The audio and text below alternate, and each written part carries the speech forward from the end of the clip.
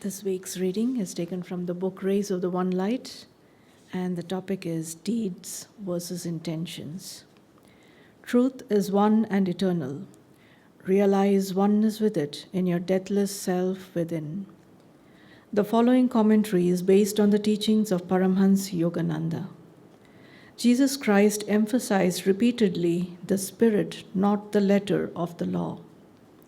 In chapter 5 of the Gospel of St. Matthew, he speaks of the sin of killing and of the legal punishment attendant on that sin, but says that more important than the act is the desire to kill or to do harm. He shows that the sin of harmful desire goes beyond merely wanting to kill. My message to you, he said, is this. Whoever is angry with his brother without cause already stands condemned. Whoever contemptuously calls his brother a fool shall answer for it to the Supreme Council. And whoever calls his brother an outcast of God shall be in danger of hellfire. Brother here means any other human being, for all of us, in the highest sense, are brothers and sisters, children of our one Father, Mother, God. The true self of one is the self of all.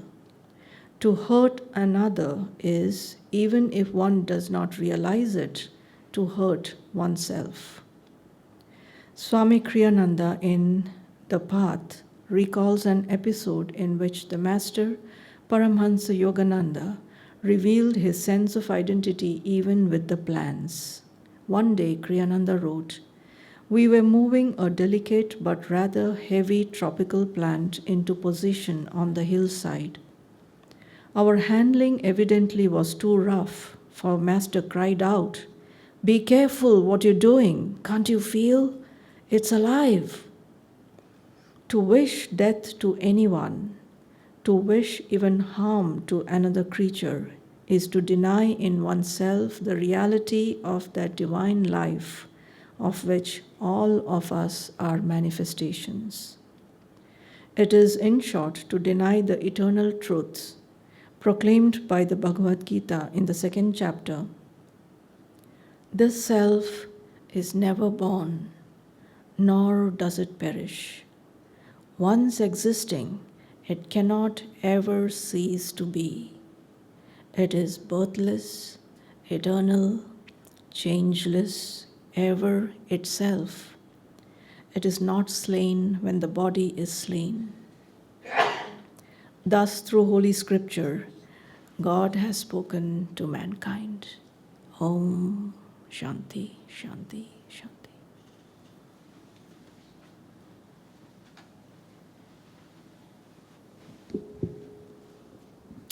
Thank you, Bhavni. Namaste to all of you. So we have a very interesting topic today, and I'm sure this is a topic most of you would have struggled with, if not everybody. It is deeds versus intentions. The intentions are always good. When it comes to action is when we find some gaps, and closing that gap is really the essence of the spiritual path. Because if you intended to meditate and you actually meditated, then you've achieved your goal. So, deed versus intention is a very central and essential topic as we explore how we live our lives. And the only way we will ever get to be more aware of that gap is by introspection. And if we don't introspect, if we don't hold a mirror to ourselves, then there is no data. And when there is no data, then it's pretty slippery slope from there on, that you didn't know how many times you meditated. Did you meditate? Was it a good meditation? What did you think during the meditations? Were the thoughts good? You don't have any data. And when you don't have, then, other forces take over. And this is a problem not only on the spiritual path but in everyday life also. So if you see the research that is there around new year resolutions, yeah, so again today is a new year day, and usually in the new years we all feel that this is a time, this is a season of change, and I can do something substantial with myself which will bear fruit and results when I take the action. So most people make good new year resolutions, and then in the the English calendar, 1st of Jan, New Year, 13th of January is called Quitter's Day. Okay, because the research shows that by 13th of January, a good percentage of people, which is over 80% of people, have quit taking action on their New Year resolution, which was something that they chose for themselves and said, I want to do this, and they are not able to do it. And then by the first week of February, the data is almost single-digit number of people who are still holding on to their New Year resolution. And the pass rate at the end of the year is somewhat like 5%. So who are these people who maneuvered through this and got to 5%? These are people who A, have very strong willpower, and B, they closely monitor what they are doing versus what they said they would do. And in the spiritual path, this becomes very, very important, because otherwise it's just a social path and not a spiritual path if we are not introspecting. And so oftentimes you will see that you start with good intentions and then something interferes. What is that thing that interferes? What is it that interferes? Usually it is Maya. But the thing is, we know it is Maya, but we can't give in to Maya and say, hey, I know it is you, Maya, and therefore I'm not able to do anything about it, which is when we give up our sense of agency, and then Maya takes over. So you're trying to get out of bed in the morning, and Maya's telling you, hey, you slept late last night. 5 more minutes, snooze the alarm. And you snooze. And then the alarm is gone and you've lost track because you're just taking care of that feeling of being exhausted and tired from the previous day, which has overtaken. And you lose track of that. And it interferes every time. I mean, every little thing that you need to do, which is a good thing, only will face resistance. Whereas if you try to do things that you didn't want to do, most often of the time you will find that there's very little resistance and you get caught in it. It could be, the people around who are encouraging you to do something. For instance, people who quit smoking. There's this pull that they have when they have a good meal, or they are with a set of people with whom they have smoked in the past and the cigarettes are getting passed around. And the willpower just drops. There is this quote from, I think, Mark Twain, which says, I've quit smoking. It is easy. I've done it 100 times. So you quit and you're back to it. You quit and you're back to it. So this is a very tricky aspect of our life, and we battle with it every day. Everything, whether it's exercise, whether it is yoga, whether it is going to bed on time, whether it is the amount of screen time that you spend on any given day, all of these, and what you eat and what you say, all of these are interfering. But that's more at a physical level. But as devotees, we are looking at it more at the subtler levels of how we operate from within us. And that is where thought comes in. What are the thoughts that we think, right? And we want to think good thoughts, but do we face negative thoughts? Every day. And how do you take charge of that? Sometimes it's easy to come out of it by replacing it with a positive thought, or chanting or reading something. I often go to the autobiography of a yogi. Just reading a page, I find, kind of does some readjustment that happens internally rather than go all the way down into the pit. But you have to catch yourself early on so that you can come out of it.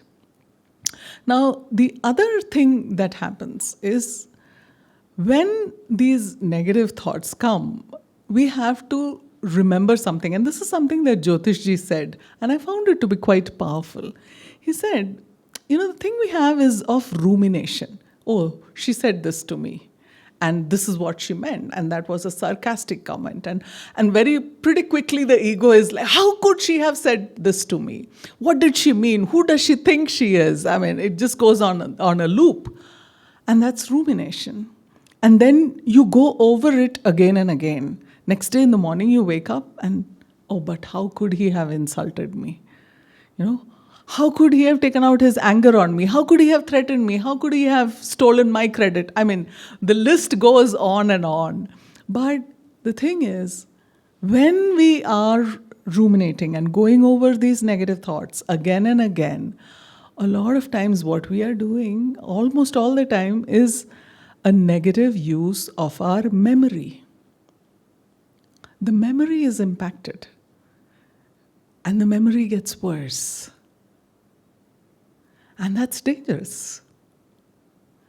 Because most of us, if we lose our memory, then there is no spiritual path, there is no professional life, pretty much over. So that's a good reminder, I thought, that Jyotishji put there, saying, what use are you making of your memory? Is it a good use or is it a bad use?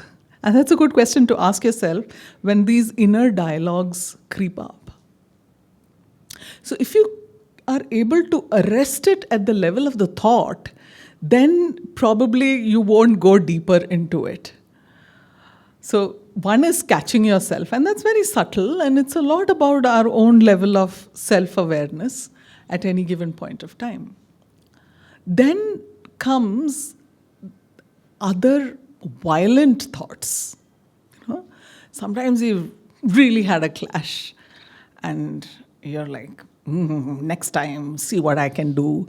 I will really get back. I'm not going to put up with this. What crap is going on? And then you kind of give one punch.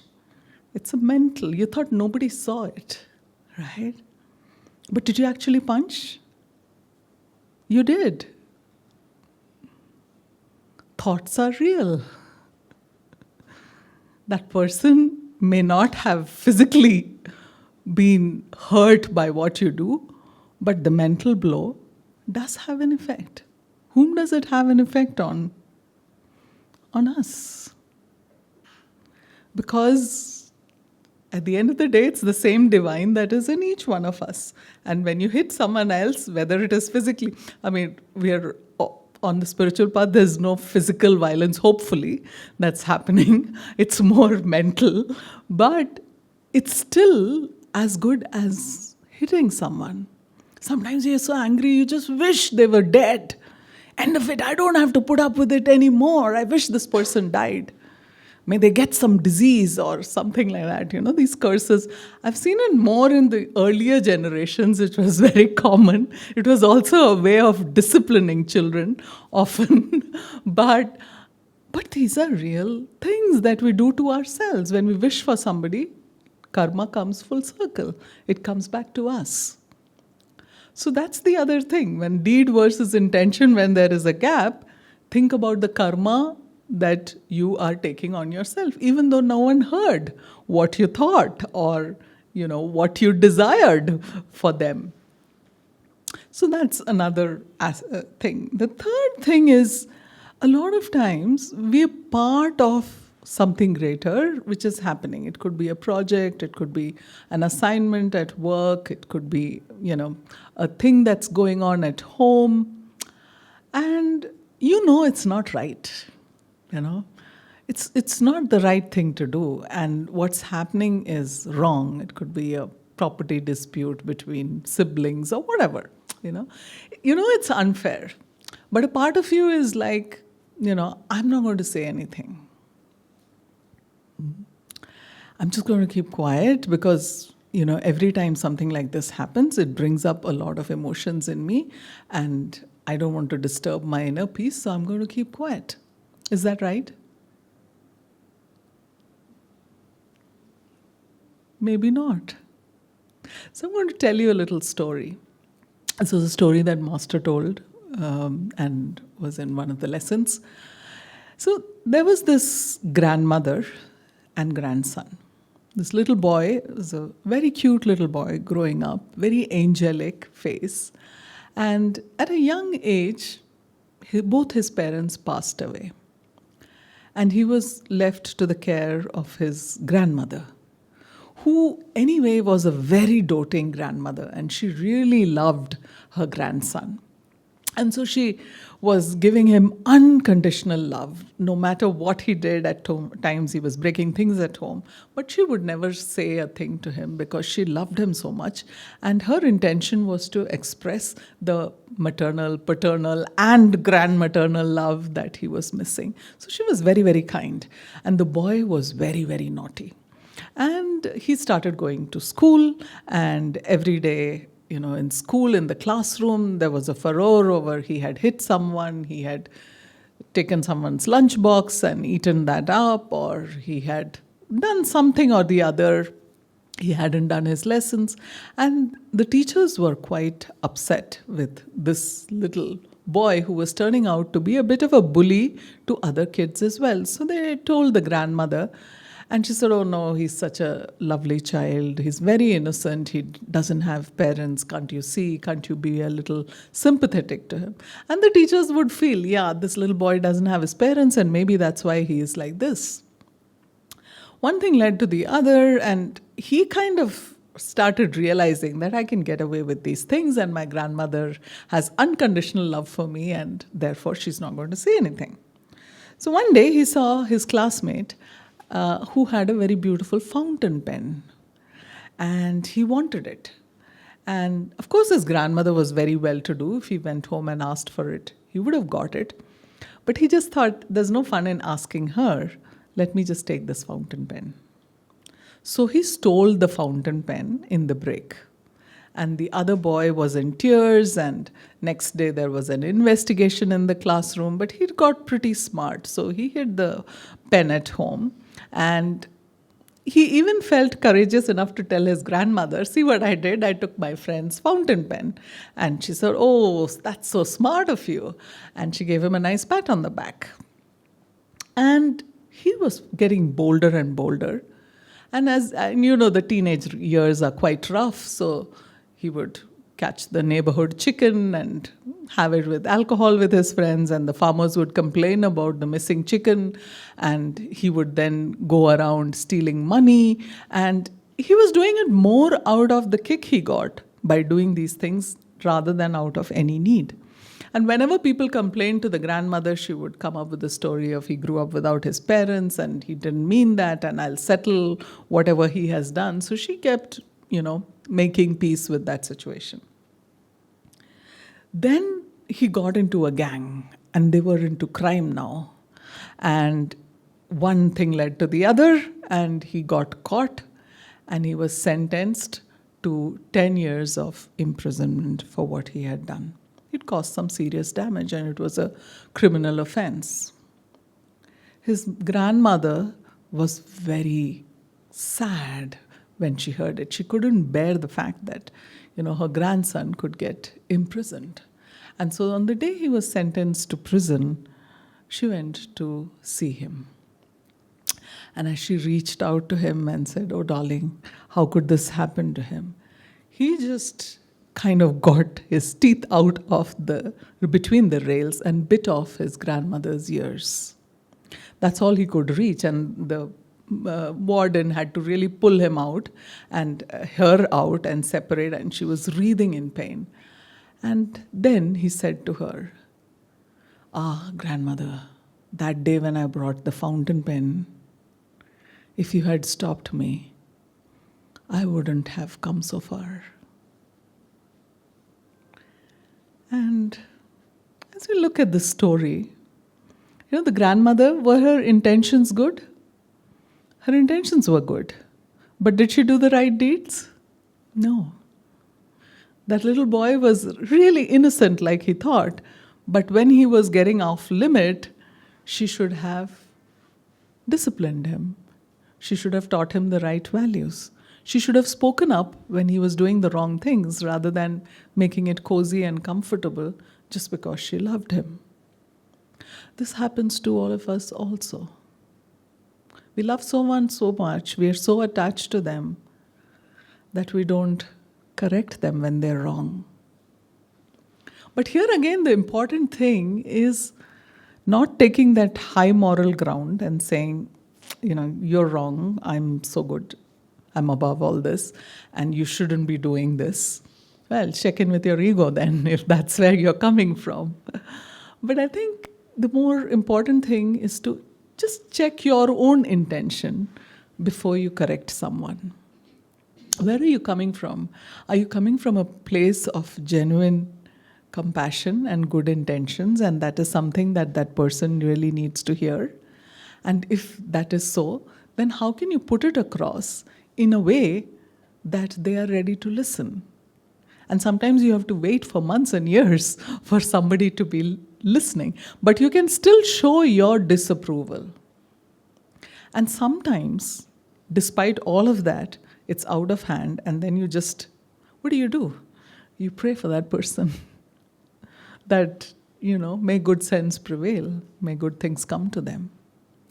And that is another part of it. Sometimes it's very intimate relationships in the family where you're suffering because somebody is the way he or she is. And that becomes very difficult as either a parent or a spouse or a daughter-in-law or a mother-in-law or whatever combinations of the relationship that it may be. But again, sometimes when you know that it's a tsunami there and I'm too weak to put up against this, you can just seek the prayers and blessings of the masters to give you the courage to stand up and not be a doormat, and at the same time forgive that person. Because the more you hold, a lot of times all these negative deeds that come out of us and the thoughts that we ruminate over are because we're miffed by someone. And it becomes anger when that desire is thwarted and it's bottled up inside us. So we have to find ways of cleansing our own minds. And a good way to do that is to practice forgiveness. There's a beautiful affirmation in Affirmations for Self-Healing by Swami for forgiveness. It says, all that befalls me is for my good. I welcome every hurt that I receive as an opportunity for further growth. No? We're being tested. There is a reason why we are being tested. And sometimes, it is karma from the past. It's showing up. You haven't done anything of late, but it's still coming. It's instant karma. It's all there from the past. And there's nothing to feel awkward or ashamed about it. Sri Yukteswarji said that the lives of all men, the past lives, are ridden with shame. We've all been that theft, we've been that klepto, we've been that street fighter, we've been that land grabber, we've been that crook in other lifetimes. And as we try and move from darkness towards light, these little patterns might still come of unsettled accounts from the past.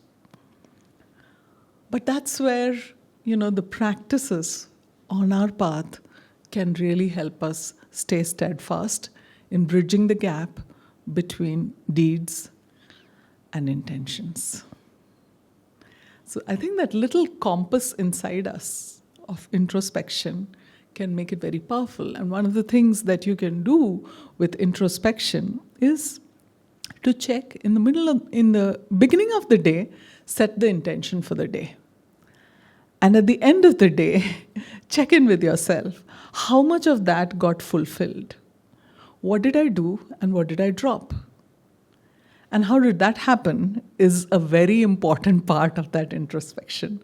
How did that happen? Because even our willpower gets strengthened only when we are able to do what we think we want to do. Then the willpower becomes stronger. But every time you weaken your willpower and say, let it go, And it's one day it slipped, it's okay. 2 days in a row you slip, you better be alert, because then the third day, then it's very hard to pick it up again. So that kind of internal compass has to keep checking in as to how did I do today? Who won? Who lost? What did I set out to do? What did I not do? What did I do? How did that happen? So a way of introspection, being very regular with our spiritual practices, all of Master's techniques, whether it is the energization exercises, whether it is the meditation, Hongs or Kriya Yoga, they're all helping us strengthen our intentions and purify our intentions and make us solid so that we can do what we can do. And Master kept emphasizing this. I'm master of this body and master of this mind. So if we want that mastery, then it calls for all of us to be very, very focused on how we live every day. I'd like to close with a reading from Whispers.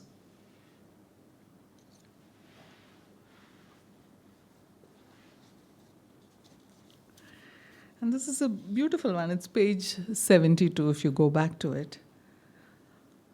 O divine sculptor, chisel thou my life.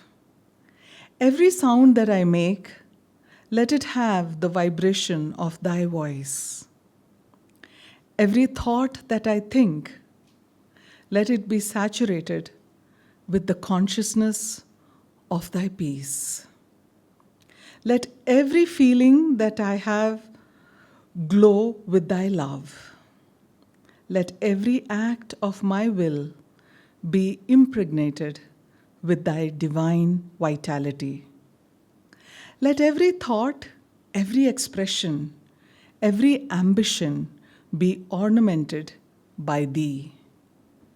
O divine sculptor, chisel thou my life according to thy design. And there's a beautiful design. Just need to tune into that.